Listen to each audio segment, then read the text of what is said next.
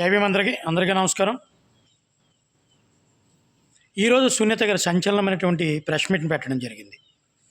దీంట్లో ముఖ్యంగా ఆమె తండ్రి చనిపోయిన విధానం గురించి ఒక కూతురు బాధపడే విధానం మనకు కనిపిస్తుంది అనమాట.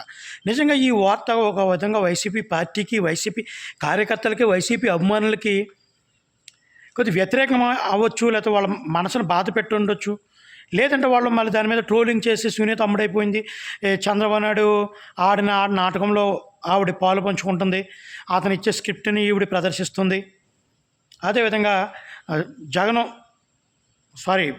పవన్ చంద్రబాబు నాయుడు ఒకటే సునీతతో ఆట ఆడిస్తున్నారని కొన్ని ఫేక్ ప్రచారాలు ఆంధ్ర ప్రజల్ని మార్చడానికి చెప్తే చెప్పుండొచ్చు, కానీ వాస్తవాలు అయితే ఆంధ్ర ప్రజలందరికీ అర్థమైంది. ఏంటంటే వివేకానందని ఎవరు చంపారు, కుట్లు ఎవరేశారు, దాని ద్వారా ఎలక్షన్లు ఎవరు లబ్ధి పొందారన్నది అందరికీ స్పష్టమే. ఈరోజు ఆమె చెప్తుంది, హత్యలు చేసే ప్రభుత్వాలకి సపోర్ట్ చేసే నాయకులకి దయచేసి ప్రజలందరూ ఓటు వేయొద్దు, అటువంటి విధానంలో ఎవరున్నా సరే దయచేసి ఓటు వేయొద్దు, నిజమైన వ్యక్తులకి రాష్ట్ర అభివృద్ధి కోసం రాష్ట్రంలో మంచి జరగాలనుకునే వాళ్ళకి ఓటు వేయండి అని స్పష్టంగా ఆవిడ ఆంధ్ర రాష్ట్ర ప్రజలందరికీ చెప్తుంది. దీన్ని వైసీపీలో కొంతమంది నాయకులు వీడియో అంటే ప్రెస్ మీట్లు పెట్టి కొన్ని వీడియో క్లిప్పింగ్లు అని బయట కుదరవచ్చు సునీత గారి మీద వ్యతిరేకంగా. కానీ వాస్తవాలు ఏంటంటే ప్రజలందరికీ తెలుసు.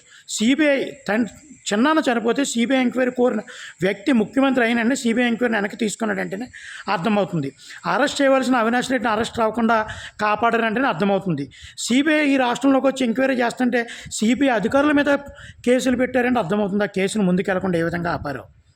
ఇప్పుడు ప్రజలందరికీ అర్థమైంది. కాబట్టే ఒక తండ్రి చనిపోయిన బాధతో ఈ రాష్ట్రాన్ని పరిపాలించే వాళ్ళు హంతకులుగా ఉన్నారు, హంతకులకు సపోర్ట్ చేస్తున్నారు. కాబట్టి ప్రజలందరూ వాస్తవాలు తెలుసుకుని ఓట్లు వేయాలని మనస్ఫూర్తిగా కోరుతున్నానని ఒక ప్రెస్ మీట్, సంచలనమైనటువంటి ప్రెస్ మీట్. ఇది ఒక విధంగా చెప్పాలంటే సిగ్గు శర్మన్న వాళ్ళు ఎవరైనా మళ్ళీ దీనికి కౌంటర్ ఎవరు, కానీ ఏంటంటే అన్నీ మర్చిపోతారు. వాళ్ళు తప్పులు వాళ్ళే చేస్తారు.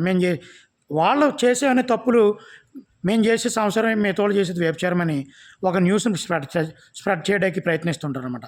వాస్తవాలు ప్రజలు గమనిస్తున్నారు. సునీత గారు పెట్టినటువంటి ప్రెస్ మీట్ నిజంగా ఒక విధంగా వైసీపీకి ఇబ్బందికరమైన విషయం చెప్పొచ్చు అనమాట. జై భీమ్ అందరికీ.